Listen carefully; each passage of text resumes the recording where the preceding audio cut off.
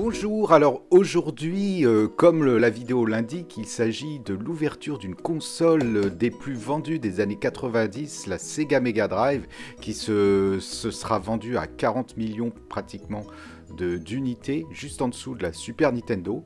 Donc voilà, on déballe donc la console, j'ai reçu ça. Alors c'est une console qui vient du Japon, elle a été vendue dans un magasin au Japon, elle est quasiment neuve.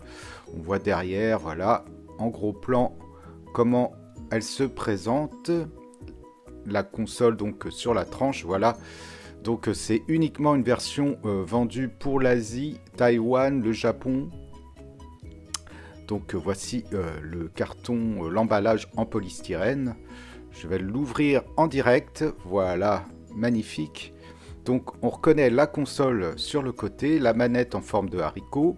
Ici l'alimentation typiquement japonaise, donc qui n'est pas compatible.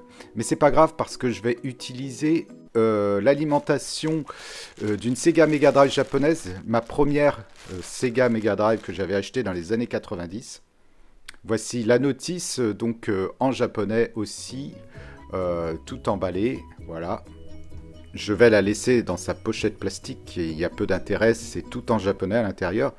Nous allons passer à la console qui est, pour moi, à l'époque, était vachement moderne avec son look de lecteur CD, alors que c'est un lecteur de cartouche.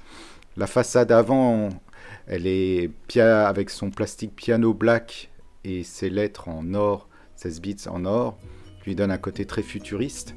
Je la trouve intemporelle et c'est le design le plus réussi, plus que par exemple la Sega Mega Drive 2. Cette Sega Mega Drive 2 n'apporte rien de plus que l'ancienne version, même je dirais moins puisqu'elle ne dispose plus de sa sortie prise jack en façade avant. La Sega Mega Drive était l'une des rares consoles de l'époque à posséder cette sortie, en dehors de la Neo Geo. Donc voici la démonstration de cette console avec le jeu Shinobi 3.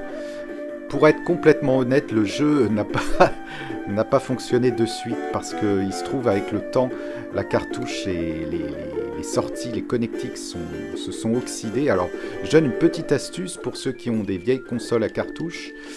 C'est de frotter avec de l'alcool, avec un coton-tige et de l'alcool à 90. Les lamelles en cuivre qui font connexion avec le port cartouche, souvent elles s'oxydent et ça empêche le jeu de bien fonctionner. Voilà.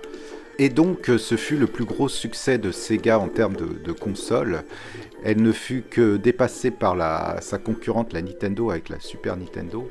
Ce qui a fait le succès de la Mega Drive, c'était son gros catalogue de jeux, avec beaucoup de jeux arcade, notamment les Shinobi, mais aussi beaucoup de shoot'em up, notamment comme celui-ci, Musha à l'Est, qui fut un carton. Il y a eu aussi les Thunder Force, il y a Gaires, qu'est-ce qu'il y a eu encore? J'en oublie certains, mais il y avait aussi beaucoup de jeux de baston, ce qu'on appelait les beat'em all, comme Street of Rage, Bark Knuckle en japonais. Il y avait aussi d'autres jeux, notamment des jeux de chez Disney, comme Quackshot, qui fut un gros aussi hit, avec Castle of Illusion, avec Mickey. Et voici ma première Sega Mega Drive que j'ai achetée en 1990. Alors, petite bouffée de nostalgie, j'ai retrouvé la facture de l'époque.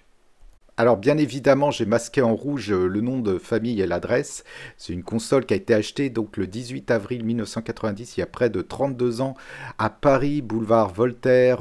Pour tous ceux qui se souviennent, c'était les magasins cultes de l'époque où on trouvait des consoles et des jeux vidéo en importation du Japon. Aujourd'hui, il s'agit de la boutique Mangarak à la place qui vend essentiellement de la figurine.